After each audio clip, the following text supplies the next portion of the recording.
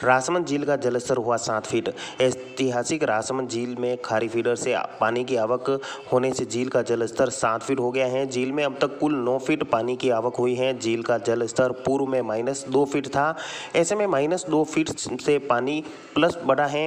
हालांकि राजसमंद झील को भरने वाली मुख्य गोमती नदी बारिश बंद होने से बनास नदी ने सिरोड़ी के पास ही दम तोड़ दिया। वहीं पिछले 1 महीने से खारी फीडर से पानी की आवक होने से झील का जलस्तर 7 फीट हो गया है। गत माह 13 अगस्त को ननसमंद बांध लबालब होकर छलक गया। ननसमंद बांध के छलकने के बाद 14 अगस्त को राजसमंद झील को भरने वाली खारी फीडर को खोला गया। खारी फीडर लगातार 32 दिनों से चलने से राजसमंद झील का जल स्तर प्लस में आ गया है। ऐसे में राजसमंद आगामी दिनों में पेयजल संकट को टाल दिया है। राजसमंद झील में पानी की लगातार आवक होने से जल स्तर बढ़ रहा है।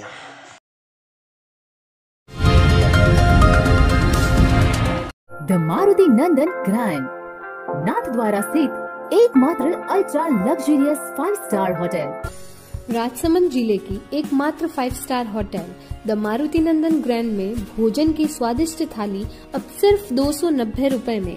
श्रीनाथ जी की नगरी नाथद्वारा में इस सुनहरे अवसर का आनंद अवश्य उठाएं।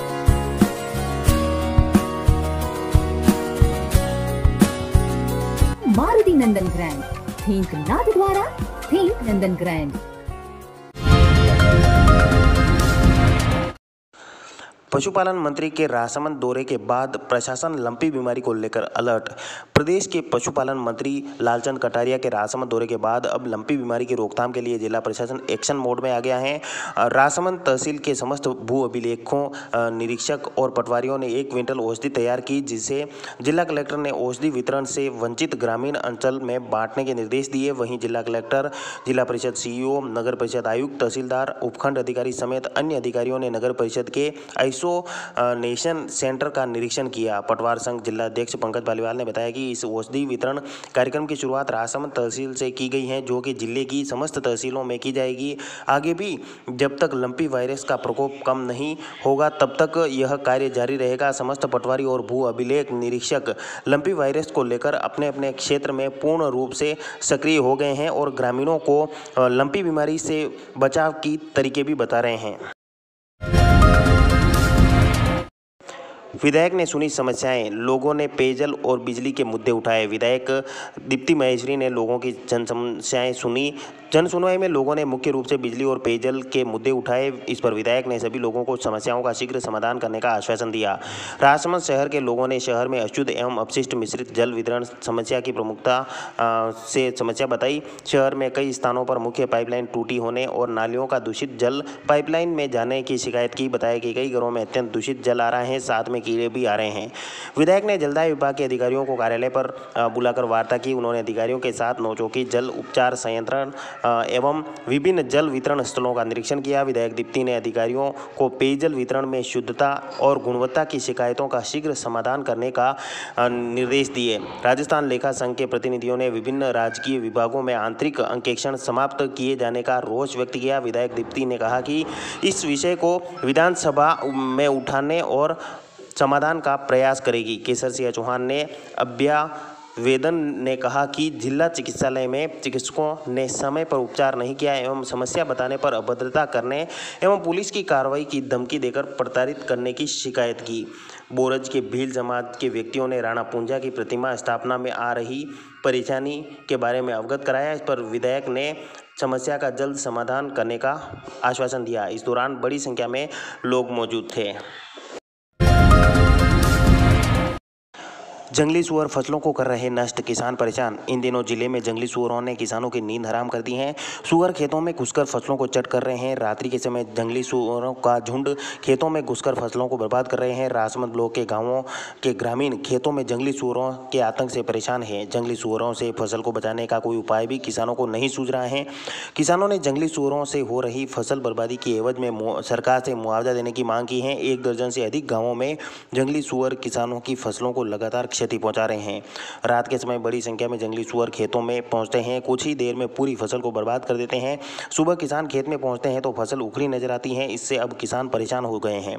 जंगली सुअर सबसे अधिक मक्का की फसल को नुकसान पहुंचा रहे हैं। जंगली सुअर फसल को जड़ से उखाड़ कर खा जाते हैं। एक बार खेत में जंगली सुअर के पहुंचने पर पूरी फसल को एक लाइन से उखाड़ कर बर्बाद कर देते हैं। राजसमंद ब्लॉक के सांगट कला, बीड़ों की बगल, बागोटा, दमाला, बंसावलियों का गुड़ा सहित आसपास के गांवों में बड़ी संख्या में सुअरों का झुंड खेतों में पहुंच रहा है और फसलों को बर्बाद कर रहा है। कहीं कहीं तो ऐसा लगता है मानो यहाँ पर फसल ही नहीं हो, ऐसे चट कर दी हैं। मैं ग्राम पंचायत सांगट से बोल रहा हूँ, कीड़ों की बागल से। मेरा नाम माधु सिंह है।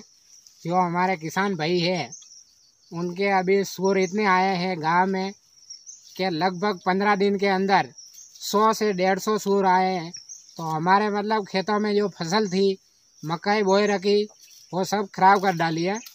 तो हम निवेदन करते हैं कि इनको जो भी गवर्नमेंट इन किसान भाइयों को जो भी मुआवजा जो भी हिस्से में आता है इन लोगों को पहुँचाए। चौकुरा नुकसान गणो कई आप सरकार व्यवस्था वे तो करो। पंचायत से निवेदन है कि हमारे आगे से आगे मतलब इसकी कार्रवाई करे और जो हो सके जो हमारी मदद करे। दूध वाले के घर के बाहर ईंटों में घुस गया कोबरा सांप। देखिए एक्सपर्ट ने कैसे किया रेस्क्यू। खुमानपुरा गांव के एक घर के बाहर रखी ईंटों में एक ब्लैक कोबरा सांप घुस गया। इससे घर के लोगों में डर व दहशत पसर गया। इस पर परिजनों ने पीपड़ा के वन्य जीव प्रेमी नवीन गहलोत को कॉल किया। इस पर नवीन गहलोत अपनी टीम मेंबर यशवंत गहलोत, विकास कांदेला, अनिल गहलोत के साथ बामनहेड़ा पंचायत के खुमानपुरा गाँव में किशन सिंह दूध वाले के घर पहुँचे, जहाँ घर के बाहर रखी ईंटों के अंदर ब्लैक कोबरा सांप घुस गया। इस पर नवीन गहलोत ने बड़ी मशक्कत के बाद सांप को पकड़ लिया। इसके बाद गहलोत ने सांप का रेस्क्यू कर उसे वापस सुरक्षित जंगल में छोड़ दिया। वहां उपस्थित ग्रामीणों से गहलोत ने कहा कि आपके घर के आसपास कहीं भी जंगली जीव दिखे तो उन्हें मारे नहीं और हमें तत्काल सूचना दें ताकि उनको पकड़कर पुनः जंगल में सुरक्षित छोड़ा जाए। गायों पर आयुर्वेदिक औषधि का छिड़काव किया। स्वामी विवेकानंद युवा मंडल एवं स्वच्छ केलवा हरित केलवा की ओर से केलवा ग्राम पंचायत में गौमाताओं को आयुर्वेदिक औषधि युक्त पानी का छिड़काव किया। कार्यकर्ताओं द्वारा नीम पत्तों का रस फिटकरी को मिक्स करके गुनगुने पानी के द्वारा गौमाताओं के ऊपर छिड़काव किया। मंडल अध्यक्ष लालूराम सिंदल ने बताया कि प्रति 3 लीटर पानी में 40 ग्राम फिटकरी मिलाकर पानी को गर्म किया एवं इसमें 100 ग्राम नीम का रस मिलाया। इसको गुनगुना होने के बाद गौ माता के ऊपर छिड़काव किया गया। युवा मंडल की युवतियों के द्वारा गौ माता को लड्डू एवं ग्राम पंचायत में गोवंश को बचाव के लिए लड्डू बनाने की विधि, गोवंश पर छिड़काव वाली औषधि बनाने की विधि की जा रही है। साथ ही केलवा में अलग अलग गली मोहल्लों में जाकर युवाओं ने गौ माताओं पर आयुर्वेदिक दवा का छिड़काव किया। इस दौरान लालूराम सिंदल, संजय सांवरिया, भवानी शंकर, जितेंद्र महात्मा, हरीश साहू, विपुल चंदेल सहित युवा थे। आमेर में ब्लॉक स्तरीय ओलंपिक खेलकूद प्रतियोगिता का समापन, प्रतिभाओं का सम्मान। राजीव गांधी ग्रामीण ओलंपिक खेलकूद के ब्लॉक स्तरीय प्रतियोगिताओं का समापन कुंभलगढ़ पूर्व विधायक गणेश सिंह परमार के मुख्य अतिथि में हुआ। कार्यक्रम की अध्यक्षता CBO राम अवतार मीणा ने की, जबकि विशिष्ट अतिथि आमेट विकास अधिकारी शैलेंद्र कुमार, सरपंच रामलाल गुजर, ज्ञानेंद्र सिंह चुंडावत, प्रधानाचार्य सुमन प्रकाश पालीवाल थे। प्रारंभ में मनोज शर्मा ने प्रतियोगिता का प्रतिवेदन पेश किया।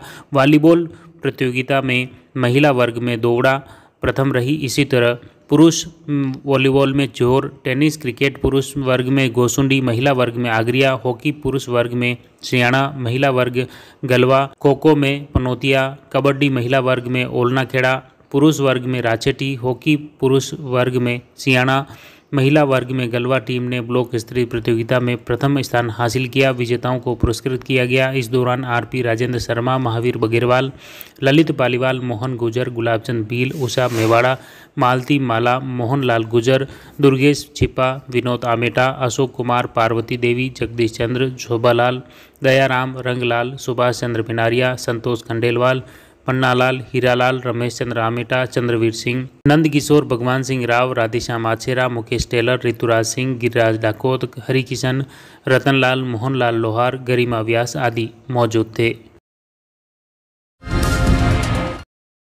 आगरिया राचेटी क्षेत्र में आधार व ई-मित्र केंद्रों का किया औचक निरीक्षण, रिकॉर्ड देखा। सूचना प्रौद्योगिकी एवं संचार विभाग राजसमंद के संयुक्त निदेशक हिम्मत मलकीर के निर्देशन में टीम द्वारा आगरिया व राचेटी क्षेत्र में आधार व ई-मित्र केंद्रों का औचक निरीक्षण किया। साथ ही ई-मित्र केंद्रों पर संधारित रिकॉर्ड का अवलोकन करते हुए वहां पर आए लोगों से भी बातचीत की गई। सूचना सहायक आनंद सिंह, राकेश गुप्ता, गोपाल सिंह द्वारा सरदारगढ़, जोर, राचेटी, आगरिया, गलवा में 10 आधार व ई-मित्र केंद्रों का निरीक्षण किया। सभी केंद्रों पर दर सूची चस्पा मिली आधार बनाने के लिए रसीद बुक संधारण के निर्देश दिए।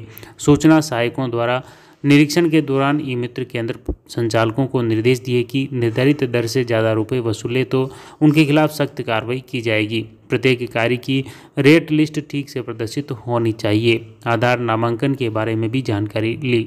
लोगों से निर्धारित दर अनुसार ही रुपये लेने के निर्देश दिए।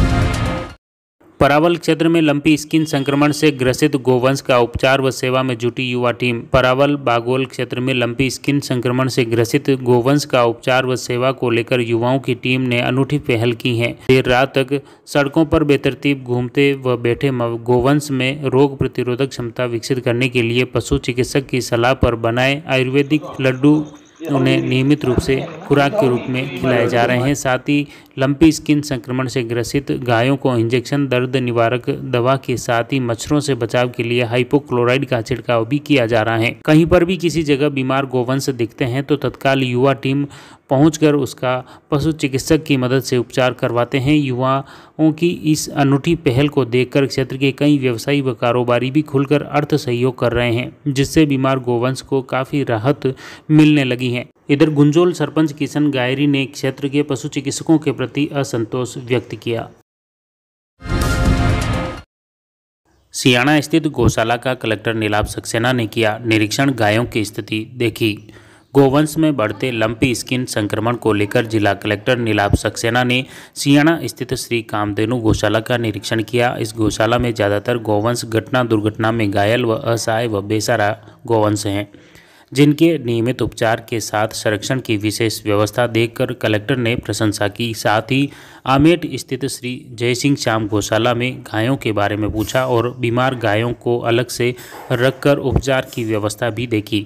कलेक्टर सक्सेना ने गौसेवकों को निर्देश दिए कि गौशाला में किसी भी गोवंश में लंपी के लक्षण दिखाई दे तो तत्काल उसे अलग रखकर उसका उपचार करें ताकि अन्य मवेशी बीमार नहीं हो। साथ ही पशु चिकित्सक दवा संबंधी किसी भी तरह की समस्या होने पर तत्काल उन्हें बताने के लिए भी कहा। उनके साथ कई पशुपालन के अधिकारी व डॉक्टर मौजूद थे।